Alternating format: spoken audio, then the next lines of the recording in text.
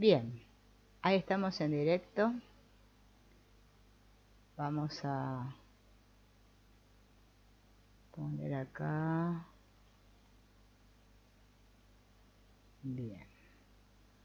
Bueno, bienvenidos a todos. Continuaremos con este libro de Pema Chodron, en el cual ella habla de cómo meditar y cómo hacernos amigos de nuestra mente. Y hoy vamos a ver cómo respirar con la emoción. ¿Qué significa esto de respirar con la emoción? Cuando surge un sentimiento intenso, con frecuencia va acompañado de un patrón habitual intenso. Estamos refiriéndonos a cuando automáticamente empiezo a justificarme, a defenderme, a crear una historia, a buscar el placer o lo que hagamos. Ahí es donde nos quedamos como detenidos en nuestro camino de despertar. Ese es el lugar donde podríamos hacer un enorme progreso si estuviéramos dispuestos a permitir que nuestros pensamientos y emociones se convirtieran en parte de nuestro camino. Cuando surja la emoción, ve al cuerpo e inspira y expira, mientras experimentas la emoción al mismo tiempo. Es decir, me dirijo a la respiración sin experimentar al mismo tiempo la emoción, la reprimo. O sea, si solo me concentro en la respiración y en la emoción no. Pero si yo le presto atención a las dos cosas a la vez, ahí sí todo fluye.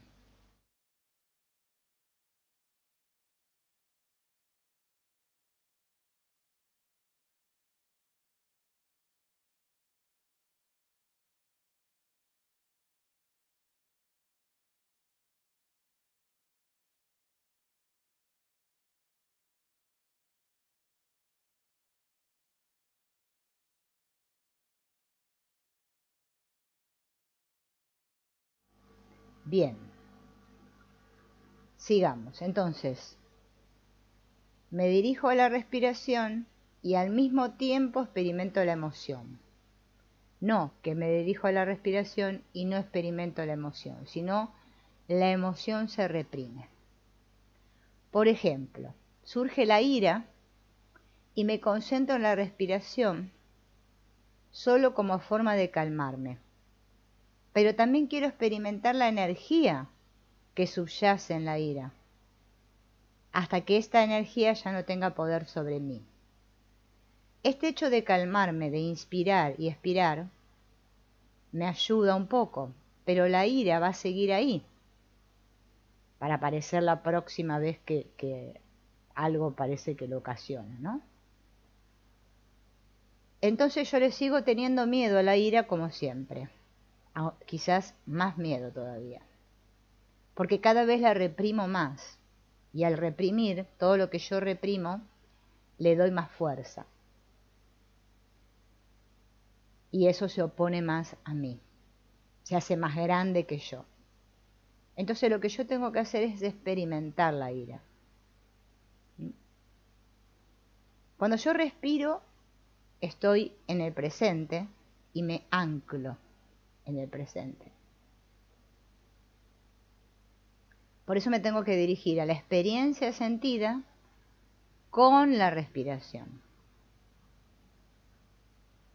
Si yo me concentro solo en la experiencia sentida y no en la respiración, también me voy a sentir abrumada. O sea que necesito respirar con la emoción. Y no respirar para echar fuera la emoción, que es lo que por lo general hacemos, ¿no?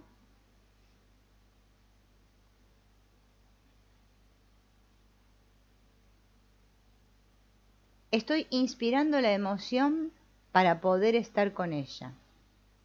En realidad, en ese momento, yo me transformo en esa emoción. Puedo imaginarme que la estoy inspirando en el corazón.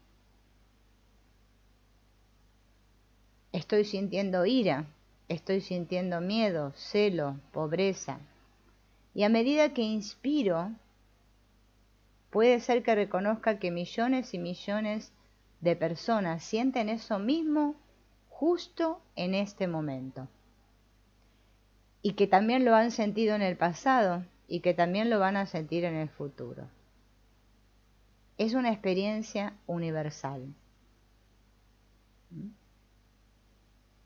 No resulta fácil, pero es importante que me permita experimentar cualquier sentimiento, cualquier resistencia que surja en mí. Es frecuente que cuando empezamos a trabajar con las emociones, hay gente que se pone perezosa y no quiere hacer este trabajo. Si lo que me surge es pereza, bueno, experimento la pereza. Bien. Kim McLeod afirma que para experimentar algo verdaderamente en el momento, hay dos salidas que elijo no tomar. Una, elijo no actuar hablando, haciendo. Y elijo no reprimir nada. Y esto es una enseñanza de la meditación estándar que puedo incorporar a toda mi vida. No actuar y no reprimir. Observa qué ocurre si no haces ninguna de estas dos cosas, no actuar y no reprimir. Cuando actúo, la energía de mi emoción entra en acción. En otras palabras, la desvío de la auténtica experiencia real. Y cuando hago esto, la energía continúa volviendo una y otra vez. Cuando reprimo lo que ocurre, la energía que estoy intentando alejar, se queda atrapada en mi cuerpo y se manifiesta como dolor físico o enfermedad. Rinpoche decía que cuando utilizas las emociones como apoyo o como un amigo, en vez de alejarlas o reprimirlas, pueden suceder tres cosas. La primera, al dirigir la atención a ellas, desaparecen. La segunda, puede que se intensifiquen. Y la tercera es que se queden igual. Él asegura que desaparecen tal como son, se intensifican tal como son y permanecen tal como son. No se supone que yo deba obtener un resultado determinado y no tengo que etiquetar la experiencia como buena o mala.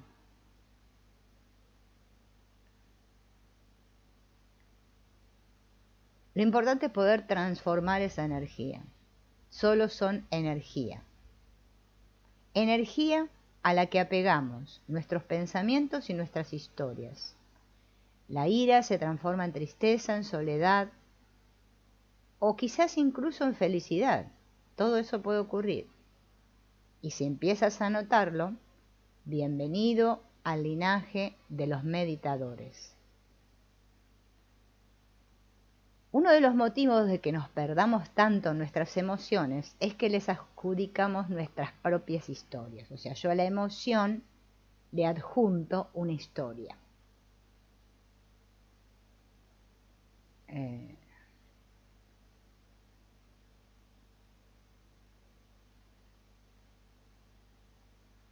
Bien. Me cuenta una historia ella.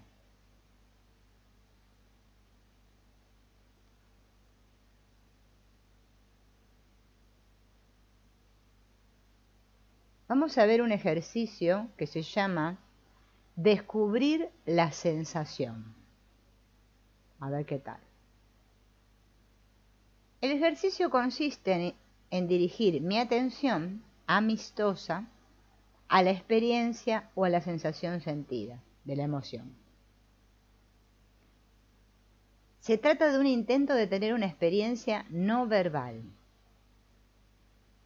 Tengo que poner la alarma para que suene dentro de 20 minutos y durante unos momentos simplemente me voy a sentar y entrar en contacto con mi respiración. Solo asiéntate y respira. Siente cómo entra y sale el aire y trata de tener una sensación de espaciosidad. Cuando sienta que han pasado ya unos 5 minutos, voy a evocar un recuerdo que lleve consigo una emoción intensa. Quizás esa emoción intensa ya haya surgido. Y no tiene por qué ser una emoción negativa, puede ser la alegría. Primero voy a descubrir qué siento. Luego, en qué lugar del cuerpo está localizada.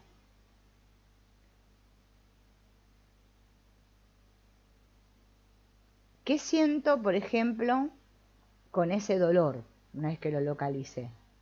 No lo tengo que describir usando palabras, solo reconocer la sensación. Si surgen pensamientos que me distraen, me doy cuenta de ellos y vuelvo a experimentar. Solo hay que encontrar la sensación. Al cabo de unos minutos, ¿cómo notas la sensación de la emoción? Se dice que todas las experiencias surgen y se disipan. ¿Te ocurre eso a ti? Los pensamientos pueden provocar que la energía de las emociones se congelen o perduren durante mucho tiempo. Si dejamos pasar los pensamientos, esa energía puede irse. Si describieses tu sensación sentida de la emoción con una palabra, ¿cómo se siente lo agradable, lo desagradable, lo doloroso, lo rígido? ¿Cómo se siente la palabra que has usado para describirlo?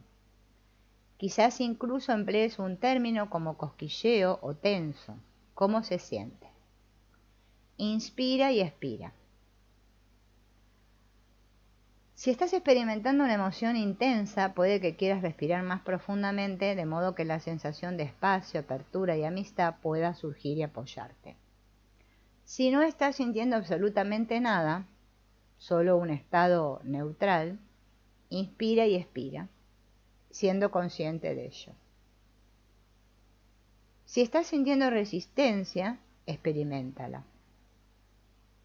Puedes preguntarte, ¿qué es esto? Ya sea aburrimiento, resistencia, opresión, dolor, placer. ¿Qué es esto? No buscando una respuesta verbal, sino una experiencia sentida. Localiza la emoción intensa en tu cuerpo. Bien.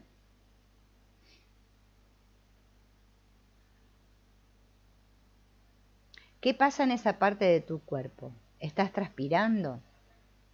¿Sientes un nudo? Solo me centro en la parte donde estoy sintiendo esa emoción, no en todo el cuerpo. Y me quedo con esa emoción, sintiéndola en esa parte del cuerpo hasta que suene la alarma de esos 20 minutos que yo había puesto. ¿Bien?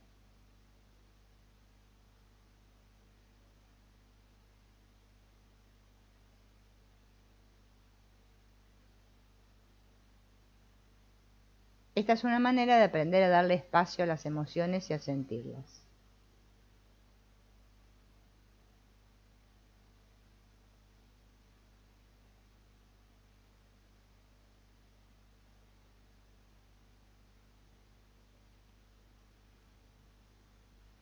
Ven que estoy adelantando, ¿no?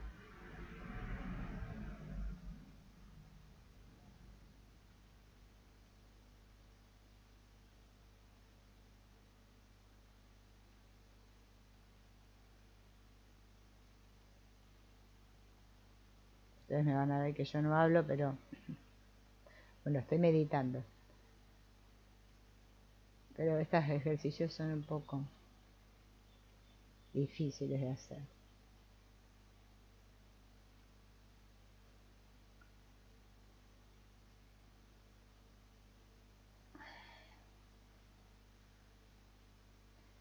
Cuando hablamos de abandonar la lucha,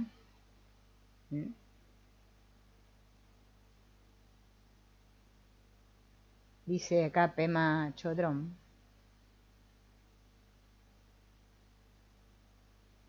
que nosotros experimentamos la vida como una lucha constante, ¿no?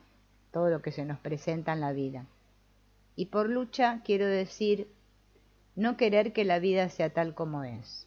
Esto es lo común. Todos estamos en lucha con la vida y en oposición. No solamente estamos constantemente rechazando nuestras experiencias en la vida, sino que lo rechazamos todo el tiempo. El hecho de tener la mente siempre en otra parte nos demuestra que esto es verdad. Estamos pensando en la cena que vamos a tener mañana, o pensamos en una conversación que tuvimos hace un año, en las tareas que tenemos que hacer, o en cómo nos gustaría haber tenido esto, aquello, lo demás allá. Rechazar nuestras vidas no consiste siempre en llevar un guión del tipo odio esto, o esta relación, o este trabajo, este coche no funciona para mí.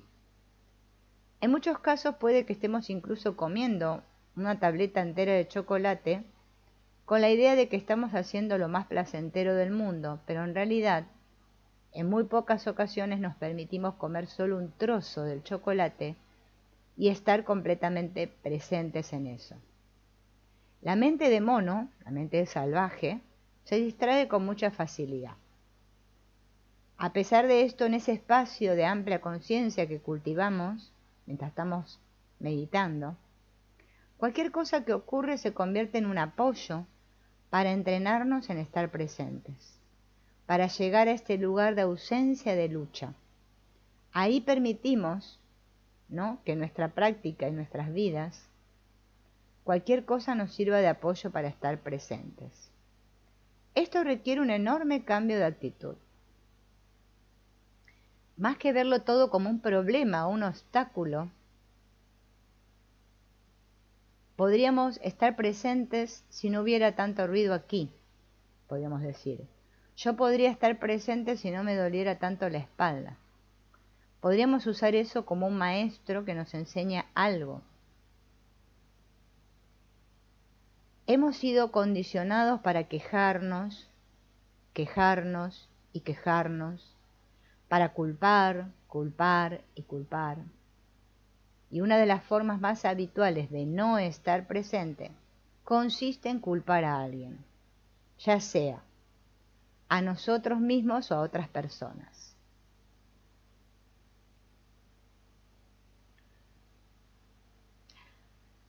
Lo que necesita tu atención y consideración es tu propia mente y el modo en que ves esas circunstancias exteriores. Puedo amigarme con las circunstancias, tener compasión por las circunstancias y por mí mismo.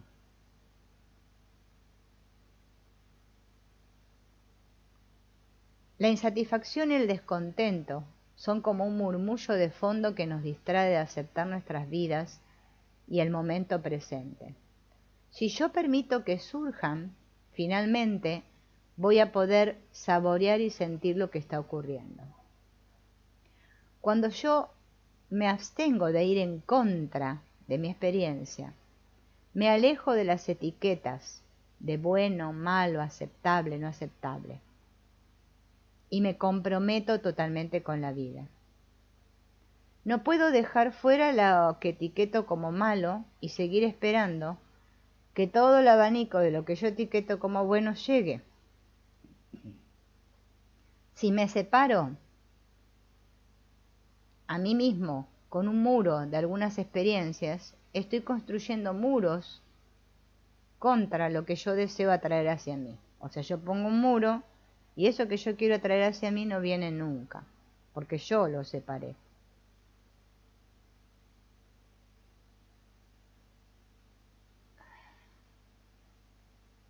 Cuando ocurra algo, no tengo que etiquetarlo como equivocado o terrible, ni nada de eso, que es lo más común que hacemos, ¿no? Siempre ponerle etiqueta a la situación. Sencillamente, puedo usar cualquier cosa que surja para meditar. La meditación es una completa ausencia de lucha contra lo que surge. Los pensamientos tal como son, las emociones tal como son. Todo tal como es, sin añadir nada.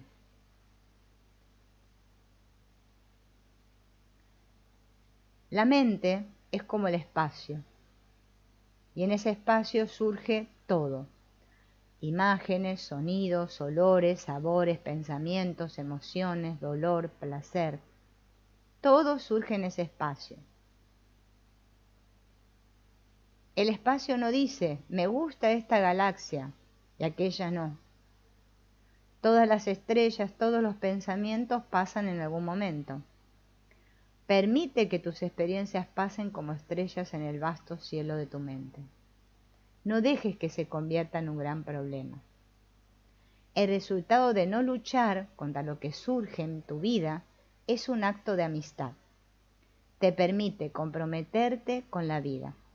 Te permite vivir plenamente. Bien.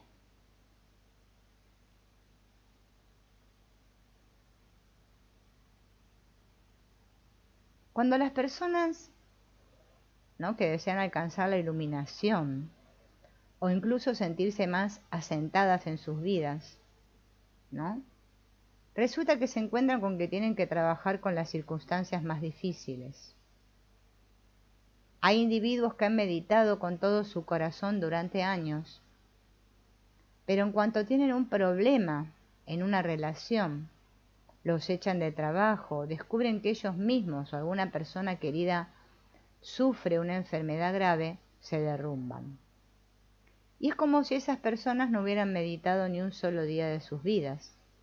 Son arrastrados completamente por la ira, la desesperación o una profunda depresión. Cuando ocurre algo terrible, aterrador, nosotros no queremos ir allí. Ponemos el piloto automático y hacemos todo lo posible para luchar contra lo que está sucediendo. Y entonces tendemos a obsesionarnos con la desesperación, con el odio. Y es como si hubiéramos perdido completamente la banda de frecuencia de la meditación. Nos perdemos en el camino. Cuando llegamos a los puntos más difíciles, el sendero de la meditación se vuelve mucho menos claro. Estos momentos se denominan los 7 placeres. A veces son precisamente esos duros momentos los que más nos enseñan, los que nos abren a la vida y nos conectan con los demás. Los 7 placeres nos recuerdan que las emociones dolorosas y los pensamientos más duros pueden ser unos maestros perfectos.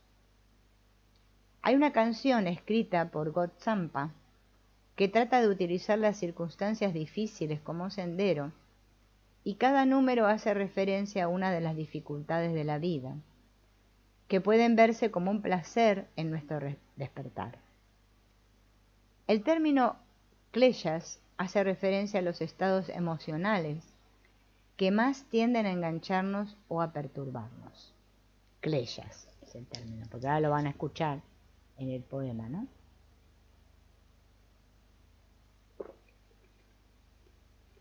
Y la canción dice así: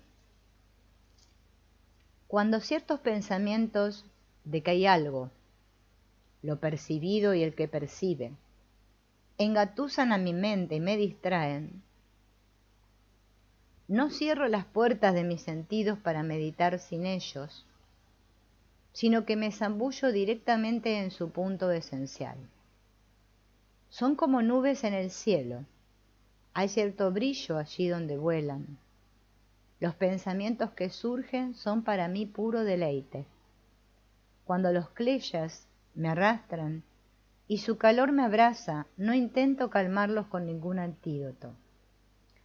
Como una poción alquímica que tornara el metal en oro, lo que el poder del klesha nos ofrece es dicha sin contagio, totalmente sin profanar. Surgen los kleshas, puro deleite. Cuando estoy atormentado por fuerzas semidivinas o interferencias demoníacas, no las expulso con ritos o conjuros. Lo que hay que expulsar es el pensamiento egoísta, construido sobre la idea de un yo. Esto hará que las filas de maras se conviertan en tus propias fuerzas especiales. Cuando surgen los obstáculos, puro deleite. Cuando el samsara con su angustia me hace retorcerme en sus tormentos, en lugar de regodearme en el sufrimiento.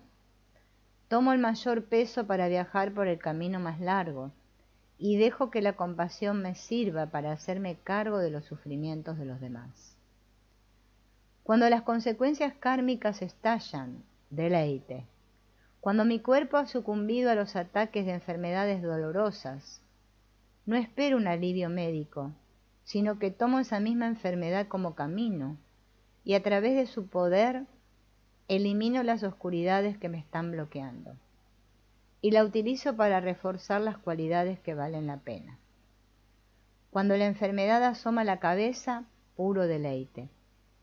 Cuando sea el momento de abandonar este cuerpo, esta trampa ilusoria, no te provoques ansiedad y dolor. En lo que te debes entrenar y lo que debes resolver por ti mismo es que no existe una cosa que haya que hacer llamada morir. Es solo pura luz, la madre y el hijo, pura luz uniéndose. Cuando la mente abandona el cuerpo, puro deleite. Cuando nada funciona, cuando todo está alineado contra ti, no intentes encontrar la forma de cambiarlo todo. Lo que tienes que hacer en tu práctica es verlo del modo opuesto. No intentes hacer que pare o que mejore. Las circunstancias adversas ocurren. Cuando lo hacen es realmente maravilloso. Entonan una pequeña canción de puro deleite. Este es un clásico poema, ¿no?, que nos muestra justamente todo lo contrario a lo que nosotros hacemos. Inclusive para los que practicamos la espiritualidad, ¿no?, para que se nos mejore todo, ¿no? Hola Erika Boyce.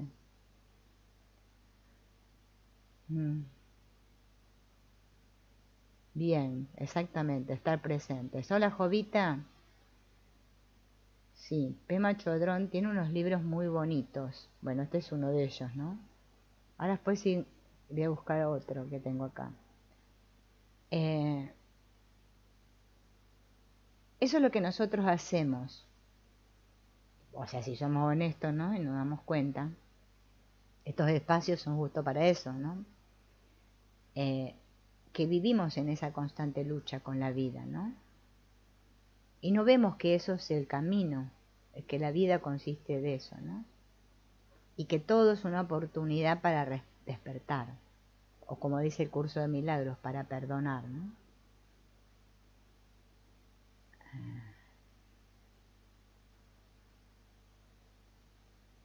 Todos nosotros atravesamos en nuestras vidas actuales y pasadas, ¿no?, por estas emociones difíciles, por sucesos complicados.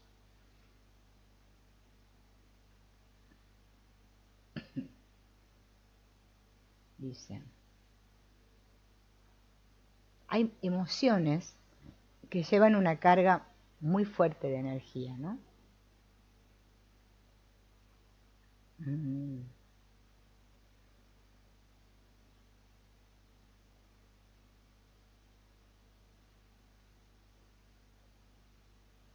Ella le nombra, ¿no? Nombra acá, ¿no? Dice que detrás de cada historia de lo que nos está sucediendo hay una energía muy poderosa que le puede llamar la energía de la tristeza, de la ira, de la ansiedad, ¿no?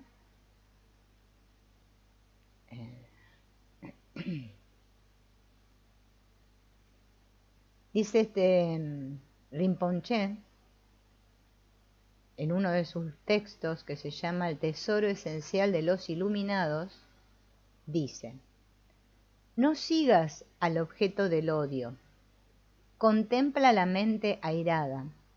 La ira liberada por sí sola según surge, es una sabiduría como un espejo, ¿no? Fíjense, acá en esta frase como que está justamente detallado lo que es perdonar realmente, ¿no?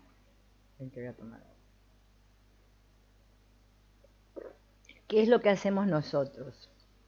Cuando nos sucede algo, lo primero que hacemos, bueno, le podemos llamar enganchar, ¿no? Me viene un pensamiento o sucede una situación ahí en nuestra vida y yo me engancho, o sea, me dejo llevar por eso, ¿no? En lugar de ir justamente a donde tengo que ir. a la mente. Porque la mente es la que está interpretando la situación. Lo que pasa es que nosotros no tomamos conciencia de que todo sucede en la mente, ¿no? Cuando yo puedo hacer ese movimiento de ir hacia adentro, eso es ir hacia adentro, darme cuenta que está en mi mente, que soy yo el que lo estoy viendo así, ahí lo veo como un espejo y surge la sabiduría. Y ahí aprovecho la oportunidad para perdonar. Si no, es que vivo siempre enganchado, ¿no? En modo reactivo ante la vida, que es lo que nos sucede habitualmente, ¿no? No persigas el objeto del orgullo, contempla la mente que quiere atrapar. La mente es la que quiere hacer eso, ¿no? El engreimiento liberado por sí mismo según surge es la sabiduría de la ecuanimidad. No ansíes el objeto del deseo, contempla la mente que ansía. Y pasa de este modo por todos los estados que nublan la mente, diciendo, si prestas atención a estas tendencias, no hay ningún problema, ¿no? Esto es de lo que hablan también los Advaitas, ¿no? Son las tendencias de la mente. En el curso de milagros le llaman la atracción de la culpabilidad, ¿no? Esa energía que es como que me tira, ¿no? Hacia afuera, para que yo me enganche siempre con la de ahí fuera y nunca haga este movimiento así para adentro.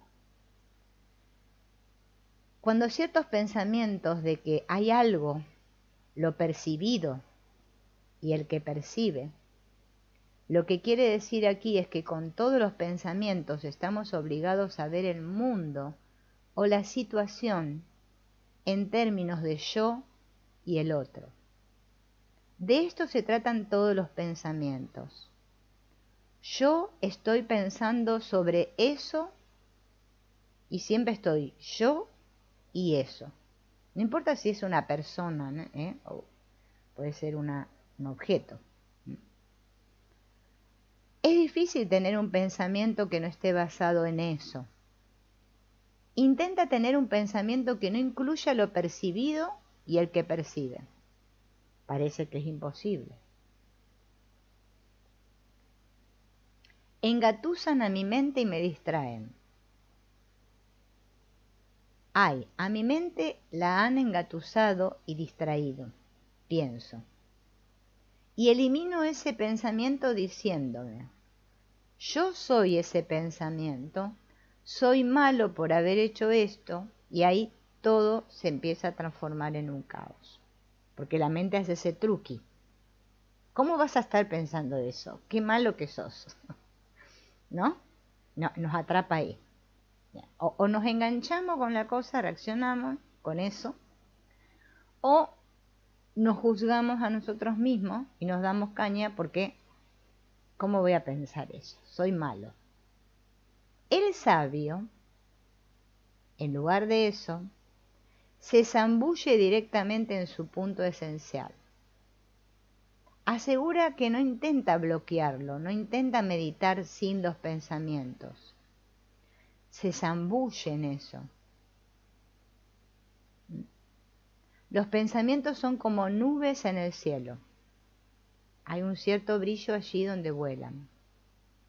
Los pensamientos que surgen son para mí puro deleite, como decía la canción.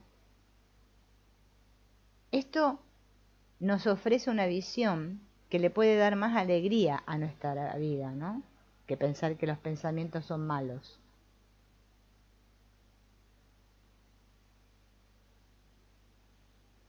Cuando los kleyas me arrastran y su calor me abraza, ¿no? Dice Gonzampa, sabía lo que era un kleya y dice, haz cualquier cosa para sofocar la emoción. Perdón, no dice, haz cualquier cosa para sofocar la emoción, sino que dice, como una poción alquímica que tornara el metal en oro, el poder del kleya nos ofrece dicha sin contagio. Surgen los kleyas, puro deleite. Esta es una enseñanza muy profunda, estamos dándole la bienvenida a la visión de que aquello que pensamos que está arruinando nuestra vida, como nuestros pensamientos y emociones, la enfermedad, la muerte, son un don para nuestra transformación. Lo que tienes que hacer en tu práctica es verlo del modo opuesto.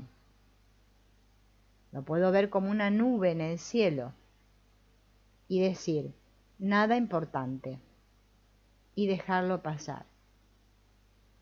Los 7 placeres nos introducen a la idea de que nada es realmente un problema, excepto mi identificación con el problema. Sin embargo, nosotros nos identificamos de forma muy intensa con nuestros pensamientos y nuestras emociones.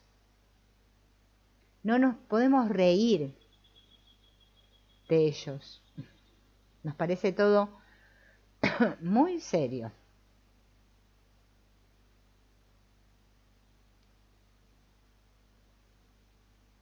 Podemos dejar marchar incluso nuestros miedos más intensos.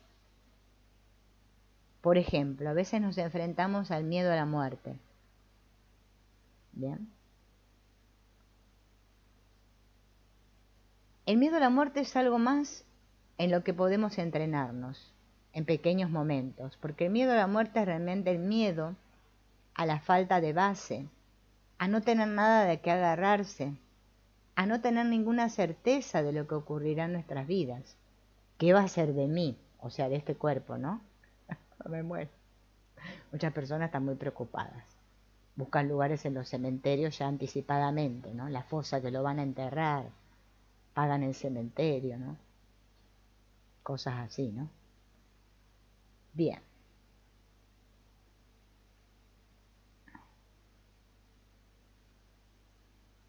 Si yo me entrenara, o sea, y descubriera que todas las cosas tienen una naturaleza transitoria, incluido esta que está hablando, me estaría entrenando en evitar ese miedo a la falta de arraigo, a la muerte. El miedo a lo desconocido es una especie de reacción involuntaria. Puedo estar presente con ese sentimiento. Permitirme estar con esa energía del miedo a la muerte. Poner conciencia en ese miedo. Puede ser que me surja una tensión en el estómago, que mis pensamientos se desboquen, pero a pesar de eso, me puedo concentrar en el carácter y la textura del propio miedo. Y esa experiencia de miedo se va a ir transformando y se va a ir liberando. Le tenemos miedo al miedo, ¿no? O miedo a tener miedo. Bien. Es un gran tema, ¿no? El de la muerte, porque como nadie sabe lo que pasa cuando te morís, podemos argumentar muchas cosas, ¿no? O sea, hay muchas creencias de si reencarnamos, que si sale el alma, que si vamos al cielo, que si vamos al infierno, que si no sé qué, bueno. Es que no importa, ¿no?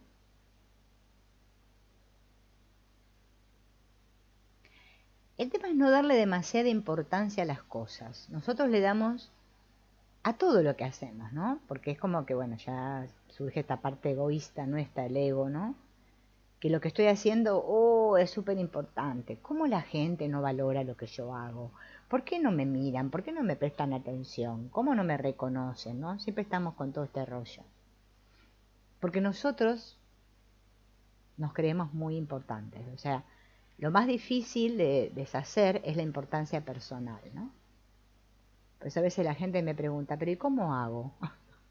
No, es que justamente no tenés que hacer nada. No como que no tengo que hacer nada, no. Que justamente el problema es esta persona, que dice yo, que es la que se cree importante, que tiene que hacer ciertas cosas, por eso nos gustan las fórmulas mágicas y todo esto, ¿no? Yo lo observo cuando subo un video, ¿no? que si le pongo determinadas palabras, sé que ese video lo van a mirar un poquito más, no mucho, pero un poquito más que los otros, ¿no? Las palabras limpiar, energía espiritual, nos enganchamos, ¿no?, con esas cosas porque parecen como muy wow, super wow, ¿no? Muy importantes. Eso es lo que hacemos, le damos demasiada importancia. No podemos dejar de etiquetar. ¡Ay, qué terrible eso que pasó! No podemos, yo les digo porque yo converso con muchas personas. A veces no dicen, pero con el gesto que pone la cara es como que, ¿no? No, oh, ¿no? Toda esta cosa de la obra de teatro. Bien. Fíjense que cuando nos duele algo, lo que sea, ya enseguida nos empezamos a hacer películas mentales. Yo les digo porque a mí me pasa. Ay, para mí que tengo algo terrible, debo tener un cáncer. Ay, no diga esa palabra cáncer, no, que es horrible. O sea, todo siempre está etiquetado, ¿no? Seguro me voy a morir. Ay, sí. Enseguida empieza la araña tejedora, ¿no? A tejer una tela de araña bastante siniestra. Bien. Le damos mucha importancia a nuestros problemas. Para nosotros nuestros problemas son muy importantes. Inclusive mi problema es más importante que el problema del vecino. Ahora, a veces no, a veces decimos, ay, qué terrible lo que le pasa al vecino, es peor que lo que me pasa a mí. A veces cambiamos. Bien. Tenemos que hacer espacio, eso es lo que nos cuesta. Y honrar lo que pasa. Y dejar de poner tanto la atención ahí. Bien.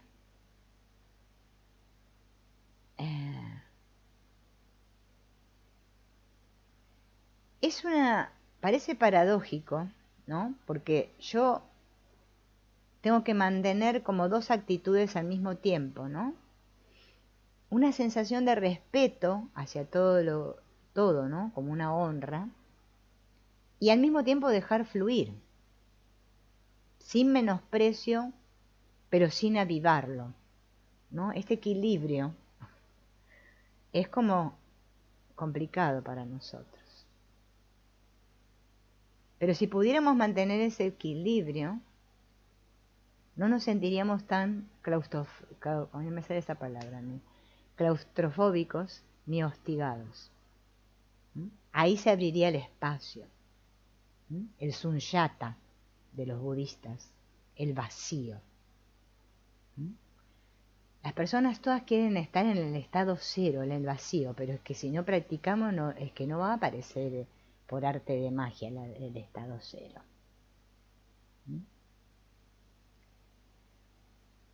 Dicen que hay una película, dice acá, que se titula La insoportable levedad del ser, ¿no? Y ella dice que prefiere ver la vida con el punto de vista de la soportable levedad del ser. Cuando empiezas a ver tu vida desde la perspectiva de que todo surge espontáneamente y que las cosas no van a por ti, ni están intentando atacarte, porque nosotros vemos la vida así, que la vida nos amenaza, que nos van a pasar cosas terribles, que me van a hacer, que me la van, ¿no? Me la van a dar, qué sé yo. Ahí empiezo a experimentar más espacio.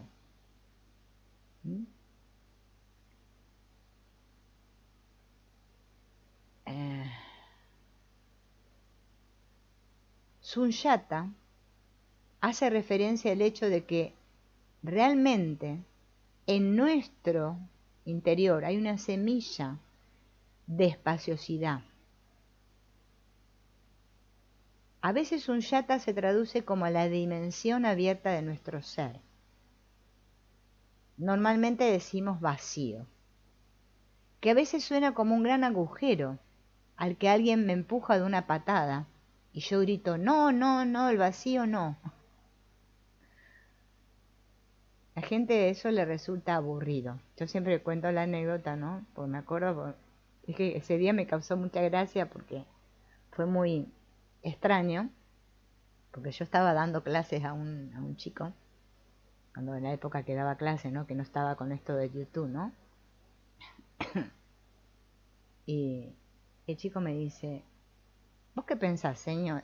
Señor, que el cielo debe ser muy aburrido, ¿no? Y le digo, no sé, eso es lo que decimos, que es aburrido. Porque, o sea, fíjense en esta idea de que no hay nada, o sea, esa es la idea que surge, ¿no? Famosa del curso de milagros, de la idea locada, que yo me separo de ese vacío, ese estado de nada, o nadidad, como le llaman el estado zen, ¿no? Los budistas zen, porque yo le tengo miedo a eso. Parece como que estoy muerto. O sea, asociamos eso a la muerte, a que no pasa nada. Tiene que pasar algo. Para nosotros la vida tiene que ser excitante, movida, por eso nos queremos ir de vacaciones, ir al parque de diversiones, tirarnos del tobogán. O sea, hay que ponerle mucha cosa, ¿no? La quietud nos da miedo. ¿Mm? Es como que nos da esto de la claustrofobia, ¿no? Bien.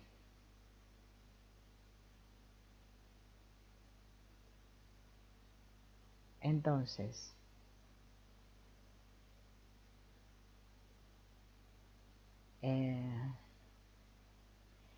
la mente, en lugar de estar en esa atención plena, ¿no? De quietud, de vacío, sin preocupación, busca que yo salga de ese estado continuamente. Cuando ustedes empiecen a observar su mente, van a ver cómo está esta atracción, esta fuerza, ¿no? Que me dice,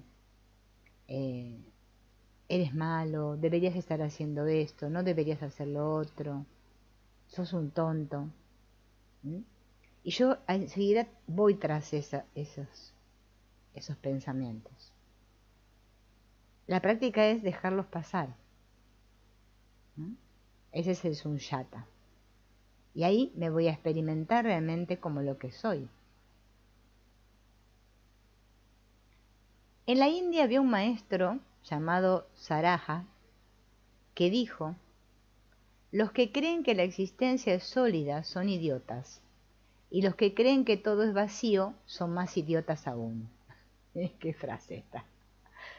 Los que creen que la existencia es sólida son idiotas, y los que creen que todo es vacío son más idiotas aún.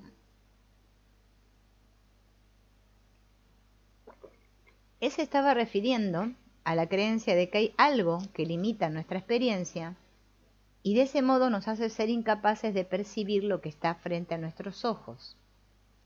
Las creencias a las que nos apegamos son tan fuertes y tan queridas que estamos dispuestos a luchar por ellas, a cegarnos, a taparnos los oídos, ¿no? Es como esa imagen que vemos de los tres monitos, el que se tapa los oídos, los ojos y la boca.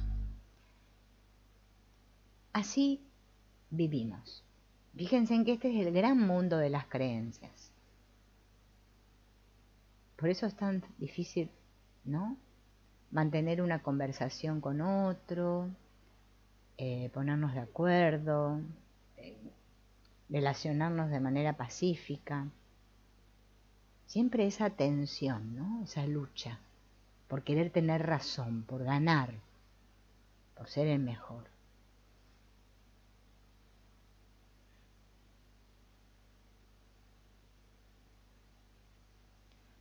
Hay que encontrar esos momentos en nosotros cuando me indigno.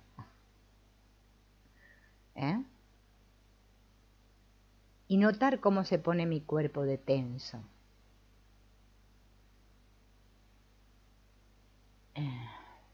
Y ver cómo yo estoy apegada a una idea. Cómo me peleo porque yo quiero que las cosas sean como yo quiero. El hecho de pensar, él está equivocado y yo estoy en lo cierto, me mantiene en una prisión. O pensar al revés, yo estoy acertada y él está equivocado. O sea, o yo estoy equivocada y él está acertado. No importa.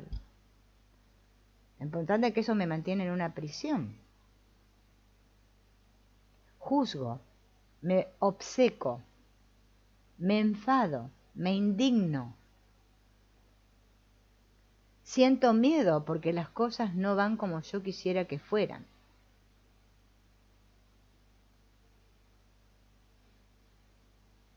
La equivocación para nosotros es una manera de morir, es una pequeña muerte. Por eso nadie quiere equivocarse, le tenemos pánico a equivocarnos. ¿A qué van a decir de mí?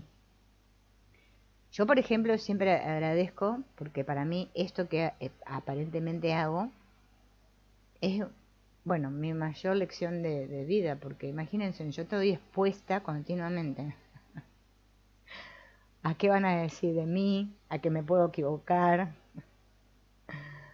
¿A por qué la gente no me mira? O sea, la frustración. O sea, tengo todo, puedo experimentar todo continuamente.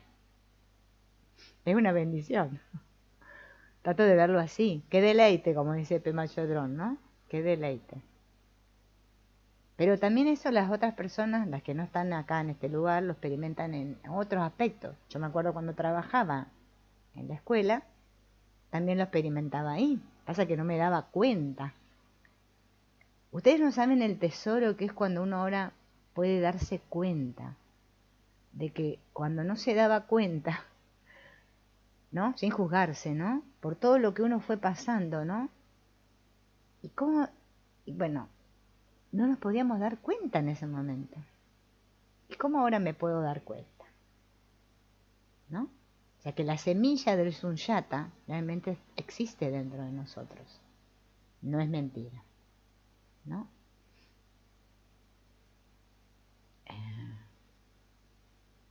Eso es el apego. Estoy apegada a mi punto de vista, a mi forma de ver las cosas. No me doy cuenta que me estoy envenenando con eso, a mí mismo.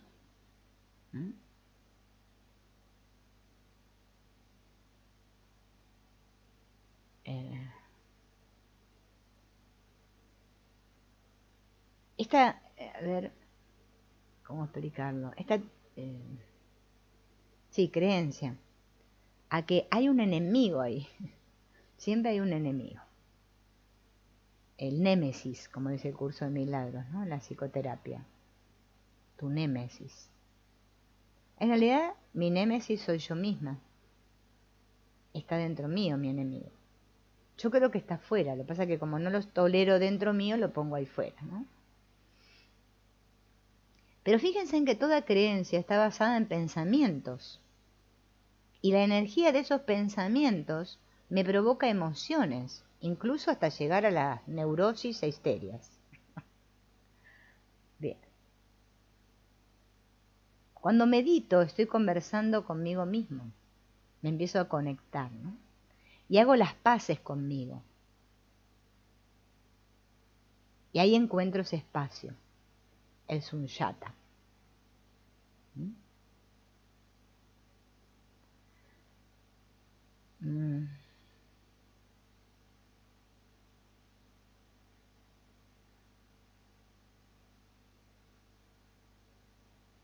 Bien, acá bueno, cuento una anécdota de ella.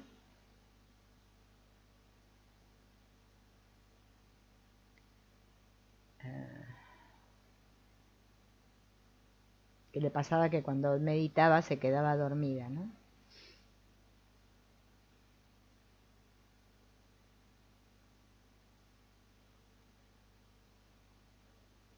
Bien.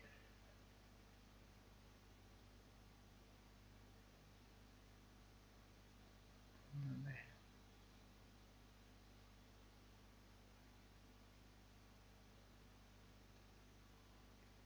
Bueno, acá dice.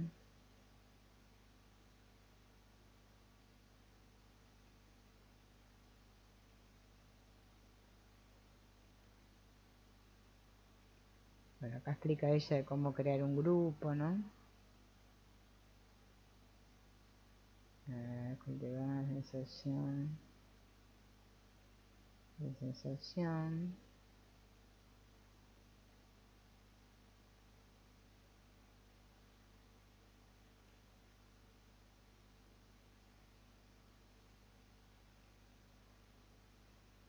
Bien. yo les quería mostrar, porque ella tiene otro libro. Yo hay uno que lo subí al canal, no me acuerdo cómo le puse, porque acá lo encontré, que se llama Cuando todo se derrumba. Bueno, hay varios libros de Nacho Drón, ¿no? La práctica del Tonglen, esa también la subí. A ver. Este no sé si es de ella, Por el camino del corazón. Cuando la ansiedad llama.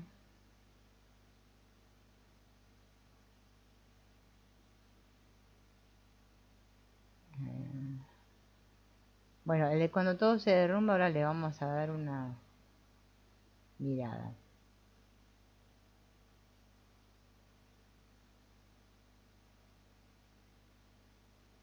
Es que yo ya he trabajado tantos libros con ustedes que a veces ya no me acuerdo ni cuál lo hice ni cuál no, porque se me mezcla todo, ¿no?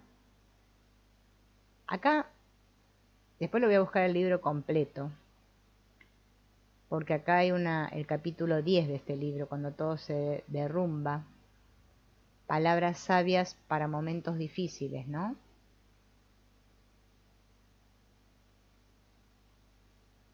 Ella dice, hay 3 verdades de nuestra existencia: impermanencia, sufrimiento y ausencia de ego.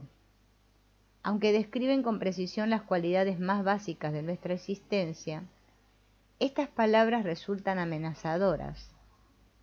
Resulta fácil pensar que hay algo malo en la impermanencia, el sufrimiento y la ausencia del ego, lo que es como pensar que hay algo malo en nuestra situación fundamental. Pero no hay nada malo en las 3 marcas. Podemos celebrar su existencia. Nuestra situación fundamental está caracterizada por la alegría. La impermanencia es la bondad de la realidad. Todo evoluciona constantemente, ¿no? Ese miedo al cambio, ¿no? A que nada sea permanente, que también tiene que ver con el miedo a la muerte, porque claro, esta también va cambiando, va envejeciendo, le vienen más achaques, ¿no? Y va camino a la muerte. Este resistirnos al cambio también es doloroso, ¿no? Si todo es cambio, fíjense en las estaciones, ¿no? Ya sabemos que si ahora, bueno, acá en Argentina estamos en verano, luego vendrá el otoño, luego el invierno, luego la primavera y otra vez el verano. El día, al día le sucede la noche y así, ¿no? La impermanencia es la esencia de todo.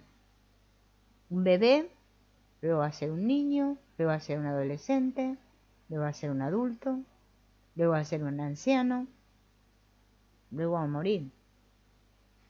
La impermanencia es encontrarse y partir, es enamorarse y desenamorarse, es dulce y amarga, como comprarse una camisa nueva y años después la transformé en una colcha, ¿no? Hecha remiendos. La gente no siente respeto por la impermanencia, nos desespera, nos parece dolorosa, nos resistimos.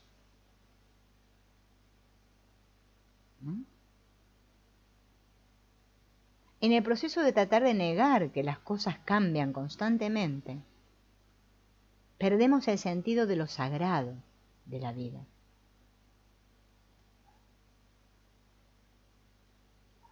La impermanencia es un principio de armonía. Cuando yo no lucho con ella, me pongo en armonía con lo que es, o sea, con la realidad.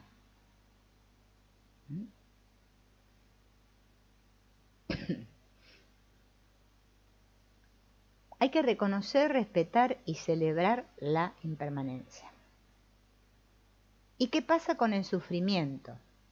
¿Cómo vamos a celebrar el sufrimiento? Es un poco masoquista. Nuestro sufrimiento está muy basado en el miedo a la impermanencia.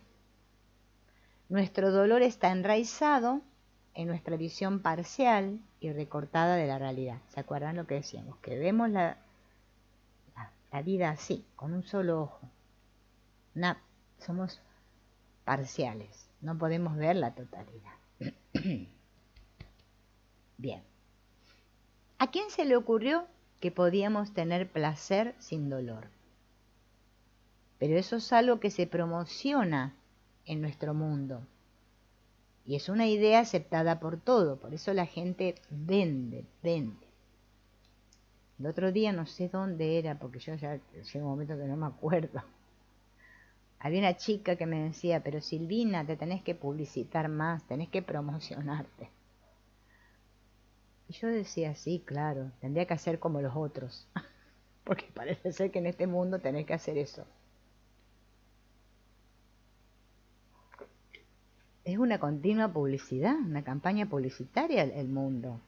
Compre esto, haga esta terapia, cúrese poniéndose no sé qué cosa.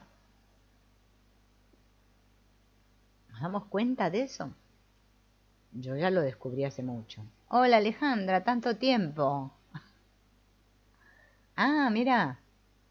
¿Seguís trabajando, Alejandra? Yo pensé que te habías jubilado. Bueno, bien.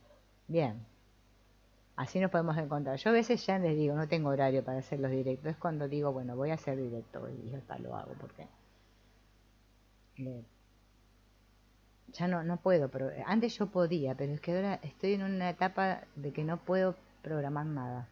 Yo les pido 1000 perdones, pero es que no puedo. Es como publicitarme. Me cuesta horrores hacer una propaganda a mí. Encima también tenés que pagar para hacer una propaganda, ¿no? Para que después vos pagaste tanto para que los clientes, por ejemplo, vengan a vos y vos después en realidad lo que gastaste en propaganda es lo que terminás ganando con los clientes. Entonces yo digo, ¿dónde veo la ganancia? No, es que no se gana nada así. Pero bueno, vieron que hoy en día es así. Entonces, la promoción, ¿no? No quiero sentir dolor.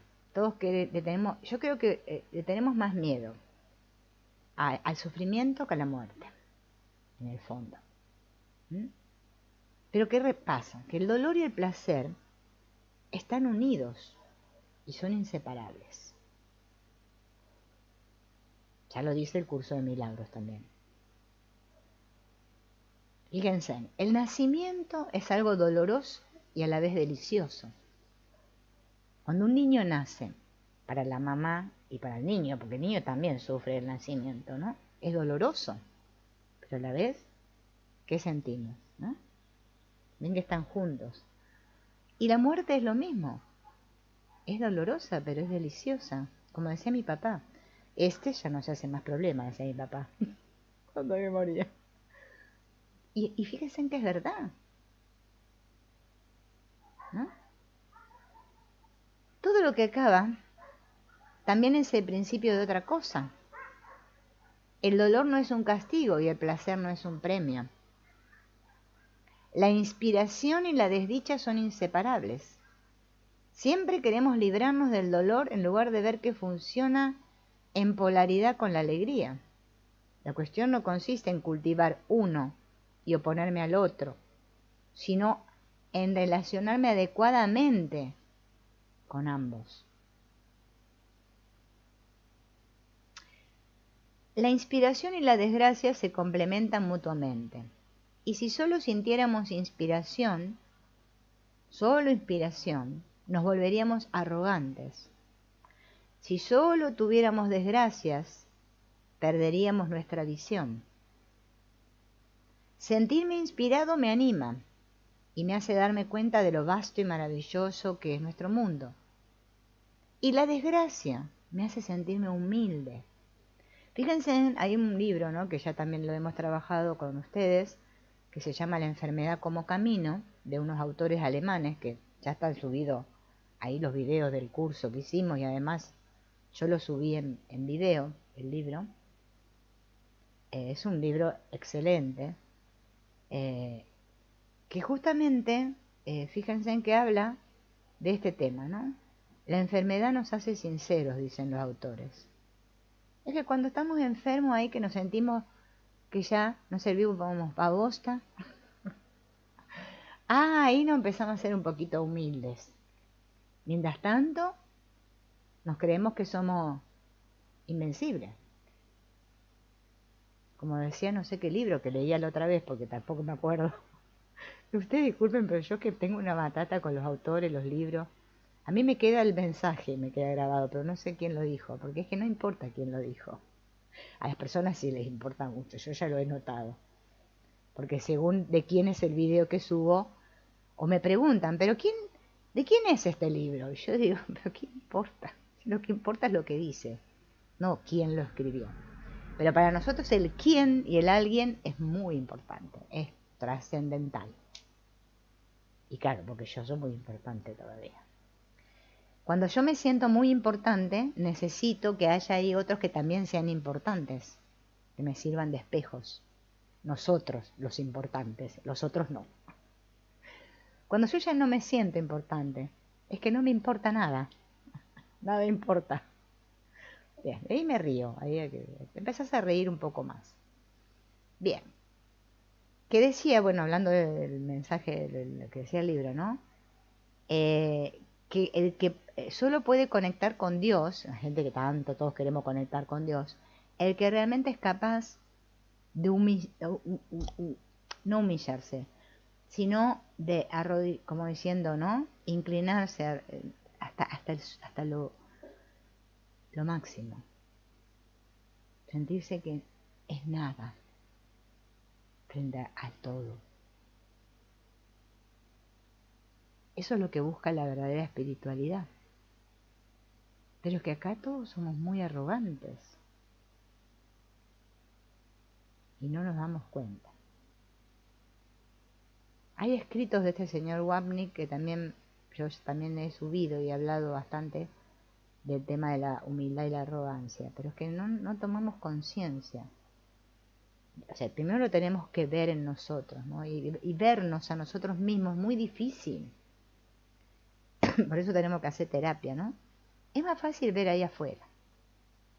Eso nos resulta fácil. Pero eso nos cuesta. Y se convierte en una base que nos permite comprender a los demás. Podemos ser grandes y pequeños al mismo tiempo. Bueno, en el curso de milagros también lo dice, ¿no?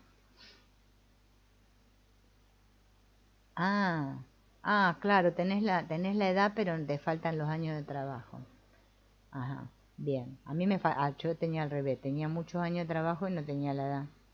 Tuve que trabajar hasta que no veía la hora de jubilarme. Bueno, porque jubilarte, viste que es jubileo. Uno festeja cuando se jubila, ¿no? Es un buen cambio ese. ¿Puedo ser grande y pequeño al mismo tiempo? Como habla el curso de milagros, ¿no? Hay una parte donde habla de eso. ¿Puedo celebrar la ausencia de ego? Bueno, algunos dicen que quieren deshacerse del ego, pero a veces hay que ponerlo en duda eso, ¿eh? Bueno, pensamos en la ausencia de ego como una pérdida.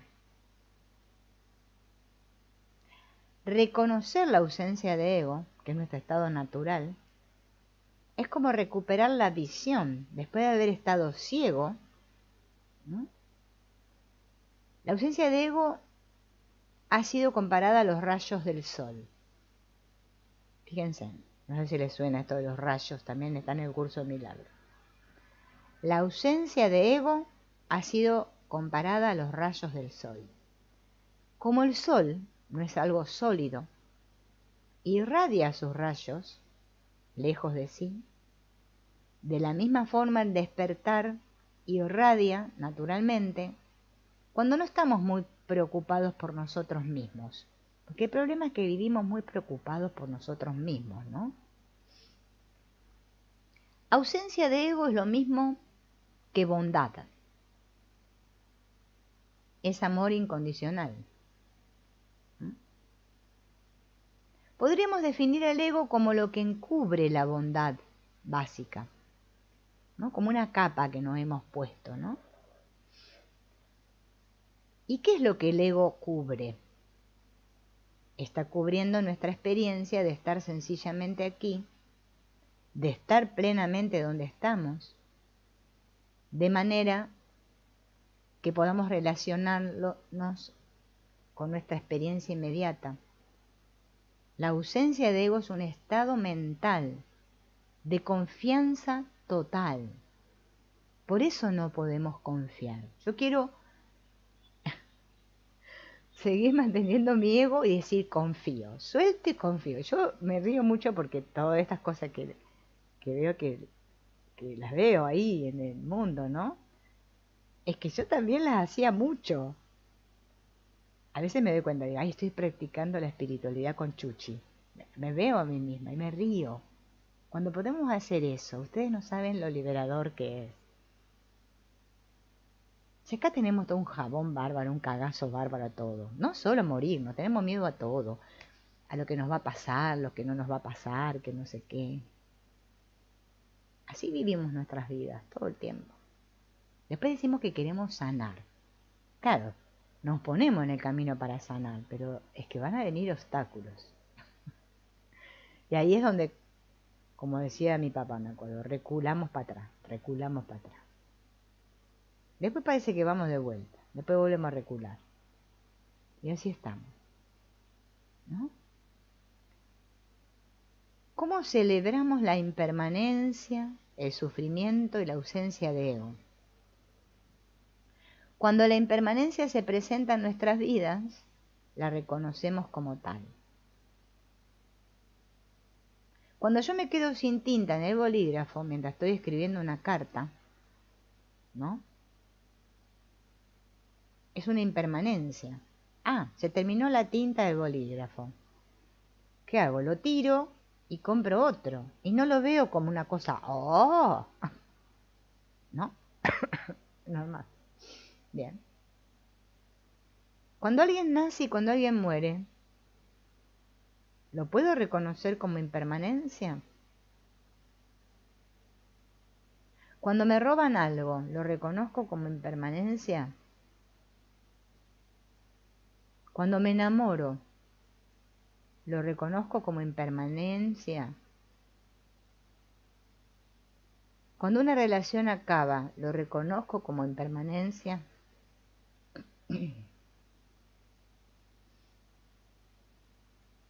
Reconozco la impermanencia como impermanencia. Todo cambia.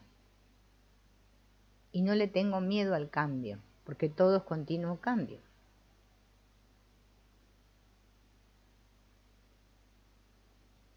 Bien. Cuando surge el sufrimiento, ¿lo puedo reconocer como sufrimiento?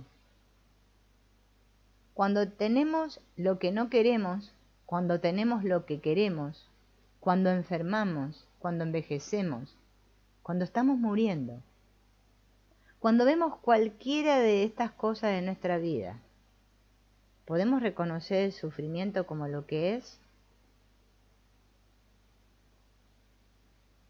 Generalmente o bien estamos resentidos y nos sentimos timados, o bien estamos encantados.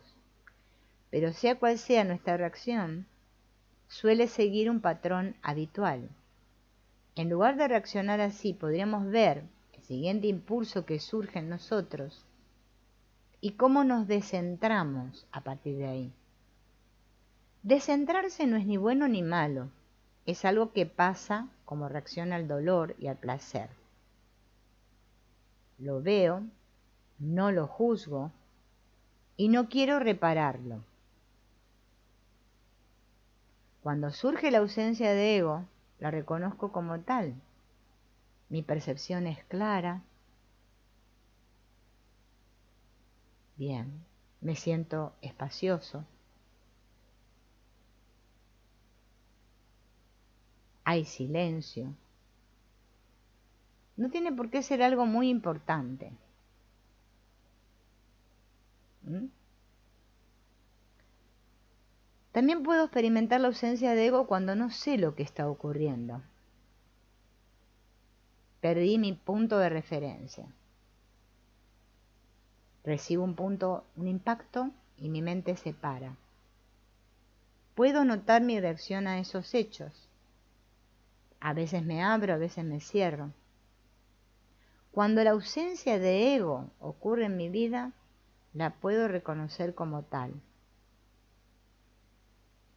Eso es mirar al ego sin juzgar. Eso es la práctica del perdón. ¿Mm?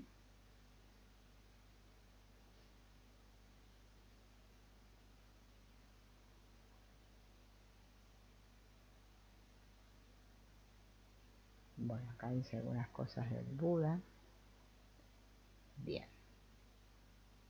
A ver qué es esto de la Pema Chodron.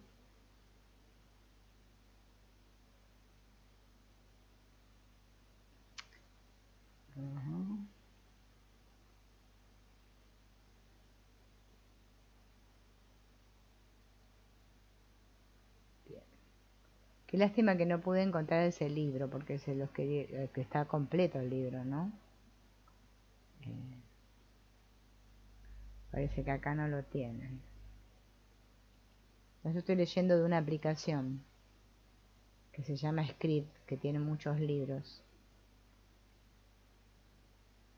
Bien, les voy a buscar para la próxima algún libro de ella. Bueno, hay otros autores también, ¿no? No que ella es la única, pero digo que ella tiene esta filosofía, ¿no? Zen, budista Zen, que es bastante...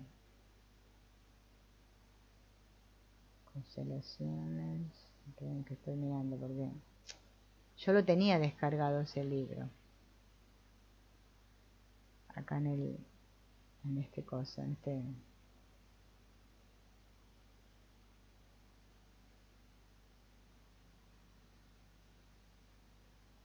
Es me había descargado ese, de cuando todo se derrumba, y había descargado otro, y ahora no me acuerdo cómo era el nombre. Eh,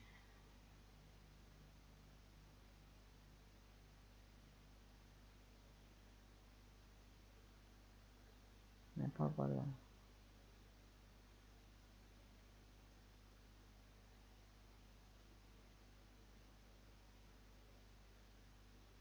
Bueno, el libro ese, creo que el que tengo descargado es ese.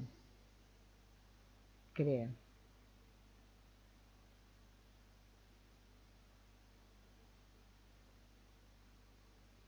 Mm,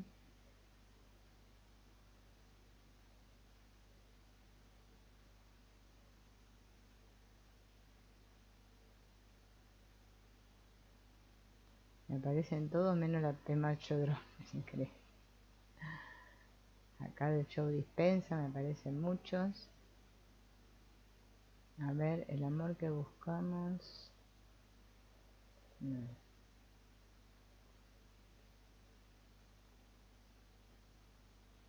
Qué lástima que no me aparece. Me habrá quedado muy abajo.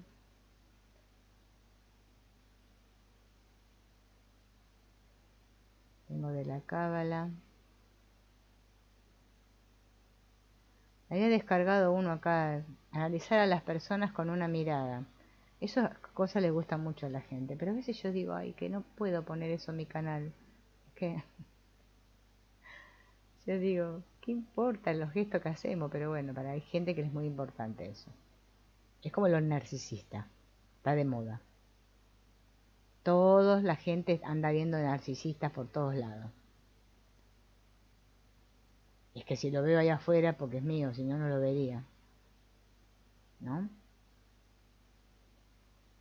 Bueno, acá palabras que curan. Ay, miren, hay unos libros de todas clases. El libro del perdón. Los gritos del cuerpo. Raíces profundas. Es que hay tanto, tanto, tanto ahí. tanta cosa. Esta libérate del miedo, la codependencia de la libertad.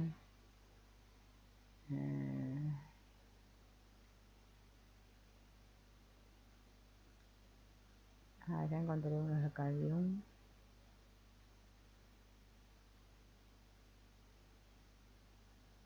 Acá está. Lo encontré, ¿no? Este de ella se llama Abrazar lo inabrazable, vivir de todo corazón en un mundo descorazonador, ¿no? Yo creo que había subido algunos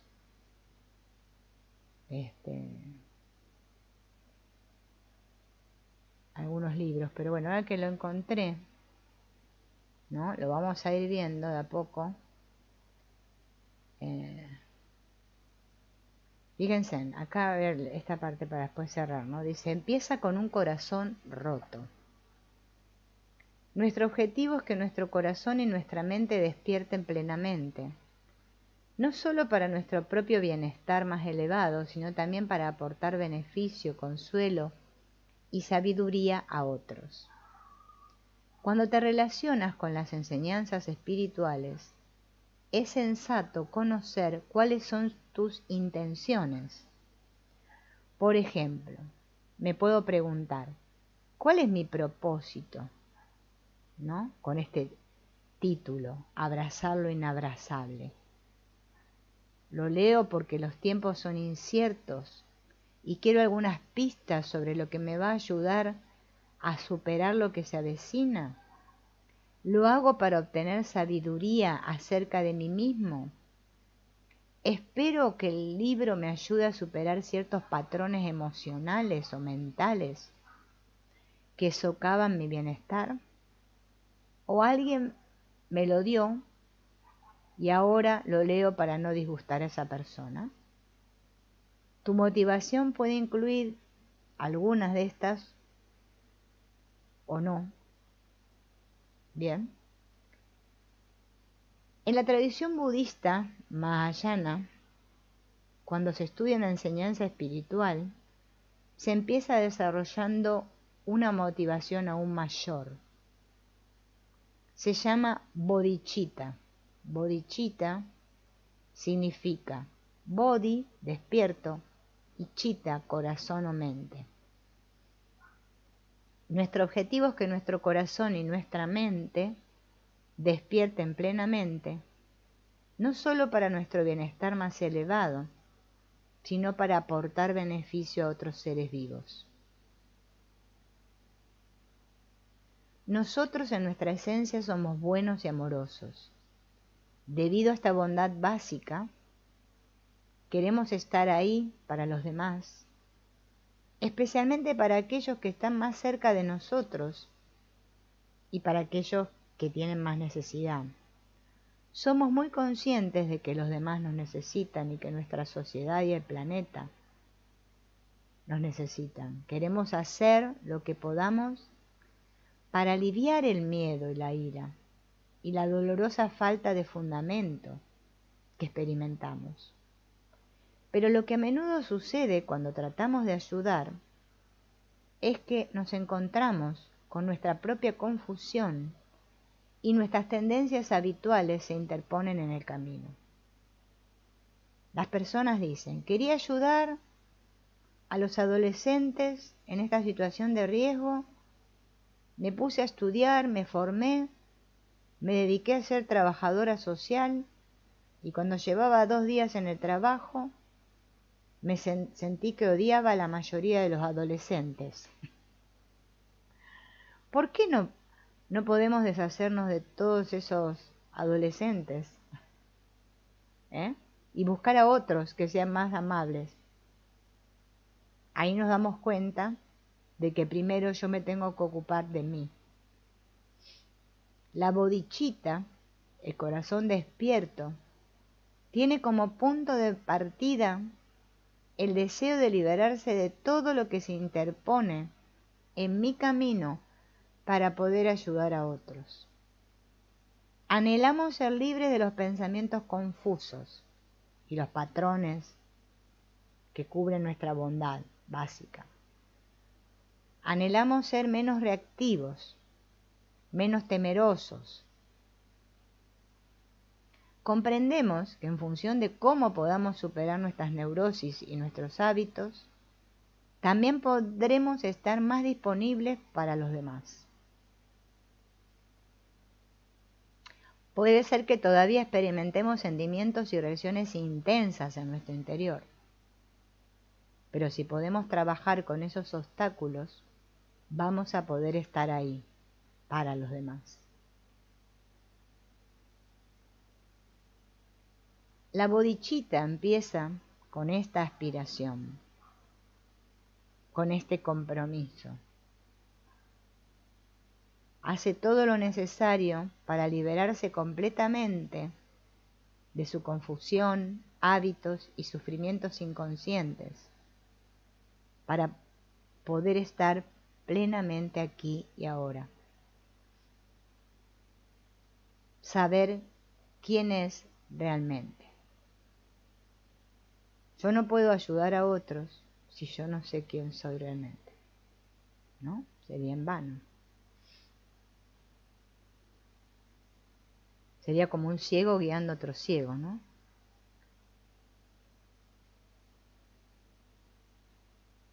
Entonces tengo que aprender para esto sobre mi corazón y mi mente. Y este es un trabajo enorme. Y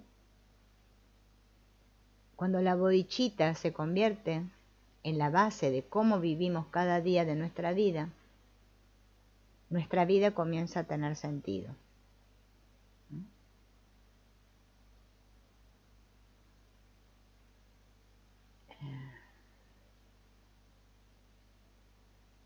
El maestro de acá de Pema Chodron, este famoso Rinpoche, le enseñó un método para transformar la mente y dice que lo primero que hay que hacer es recordar una imagen o una historia conmovedora, algo que te reconforta naturalmente el corazón y te pone en contacto con la situación humana.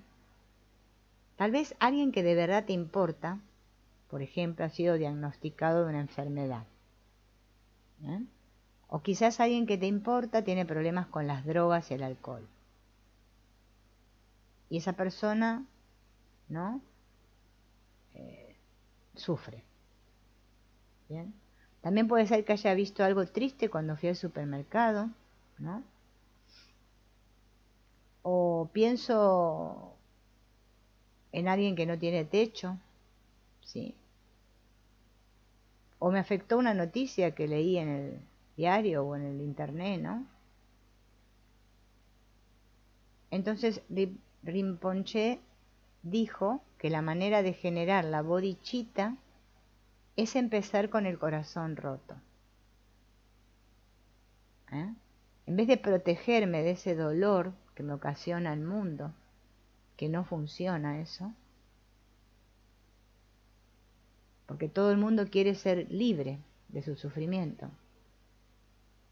pero la mayoría de nosotros lo queremos hacer de una manera que solo empeora el sufrimiento, porque nos protegemos de la vulnerabilidad de otros y no queremos sentir nuestra propia vulnerabilidad. Por eso no podemos experimentar plenamente la vida. Nuestro mundo se encoge.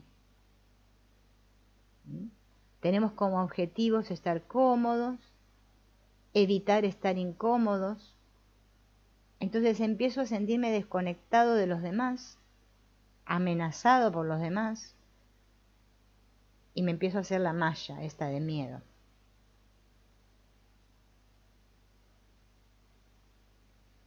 Me la paso queriendo protegerme, proteger mi corazón del dolor.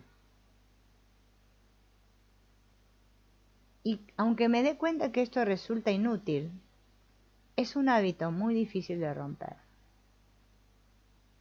Pero cuando generamos la bodhicitta, vamos a contracorriente de esta tendencia.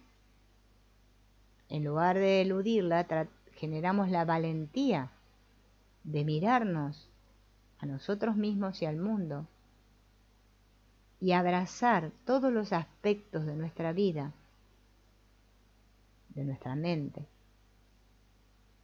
Y ahí sí contacto con esos sentimientos, sin ser engullidos por ellos, que esa es la parte difícil. Eso es lo que vamos a ver en el próximo encuentro, que lo explica muy bonito acá en este libro, ¿no? Que era, ¿cómo era que se llamaba? Abrazar lo inabrazable, vivir de todo corazón en un mundo descorazonador. Así que bueno, nos encontraremos en el próximo encuentro, vale la redundancia.